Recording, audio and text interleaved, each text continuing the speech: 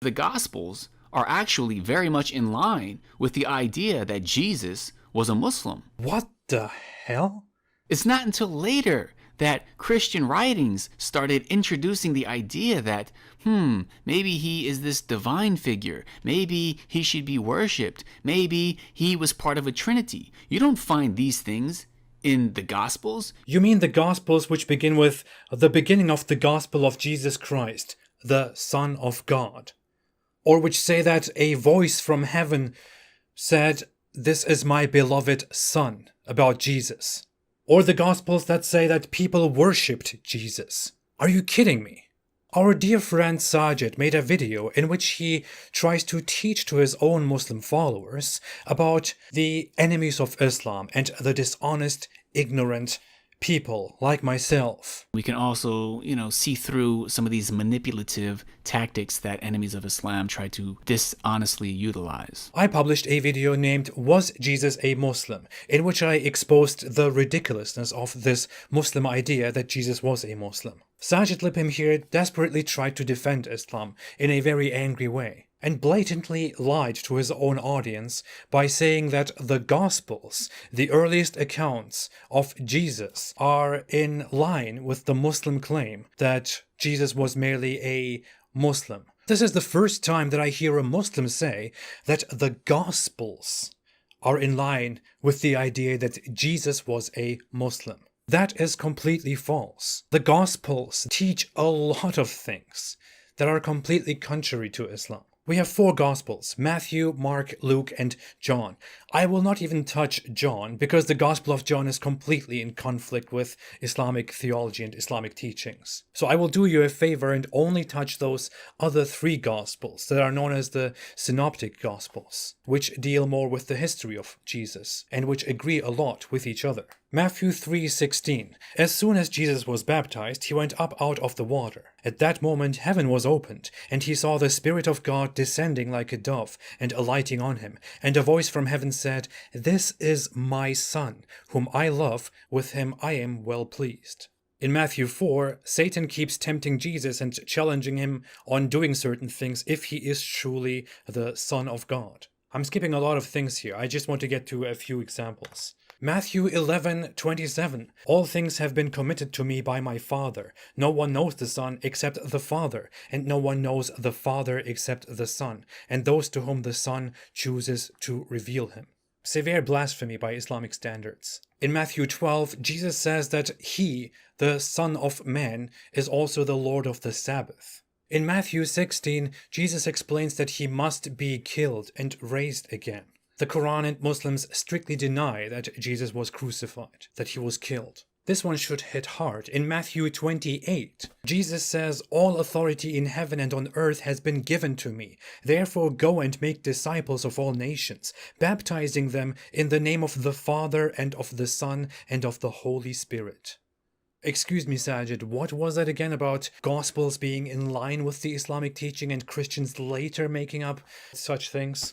Do you want me to go on? I can go into Mark 1, the very beginning of the Gospel of Mark, which says the beginning of the Gospel about Jesus the Messiah, the Son of God.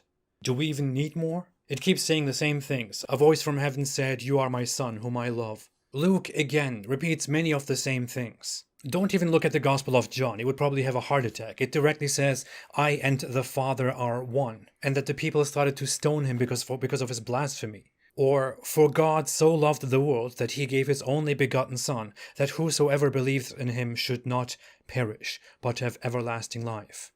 Saajid, let's be very honest. No, seriously, let's be completely honest here. Let's cut the bullshit. You have no clue what you're talking about. And you're taking advantage of the fact that people who listen to you and who watch your channel are probably even more ignorant than you are. I am not a Christian. I never was a Christian. I don't believe in the Gospels. You claim that you were a Christian and that you did research Christianity, that you read the Bible, and that you rejected it knowingly and willingly. And because of that, I'm saying that you are a liar.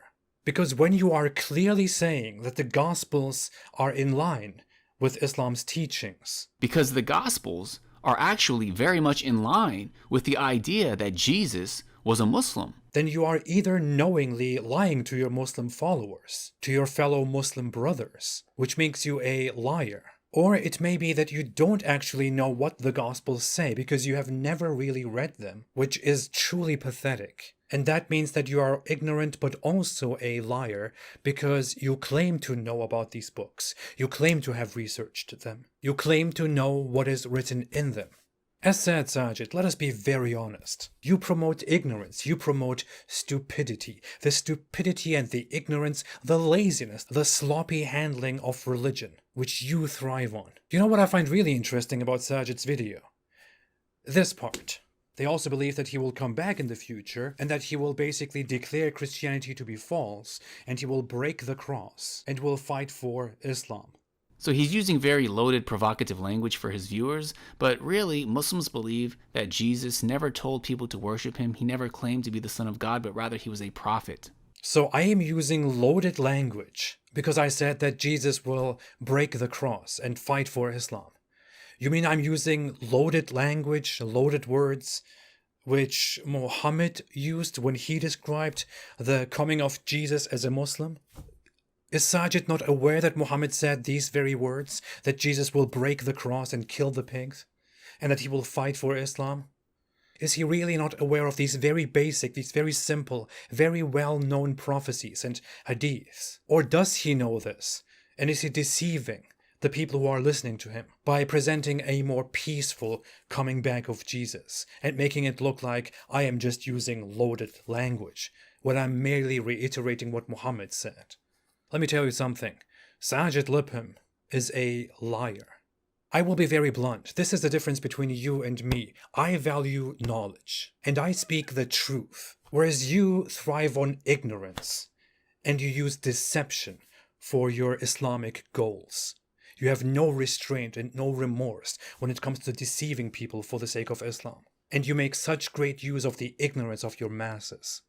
After going through this, I really wonder if you, Saajid, are the same way when it comes to Islam, your newfound religion, to which you converted without any proper reason, let's be very honest. We have seen your conversion testimony. While claiming that you have researched other religions, you have not even researched your former religion properly. You don't know anything about it. So I really wonder what you actually know about Islam.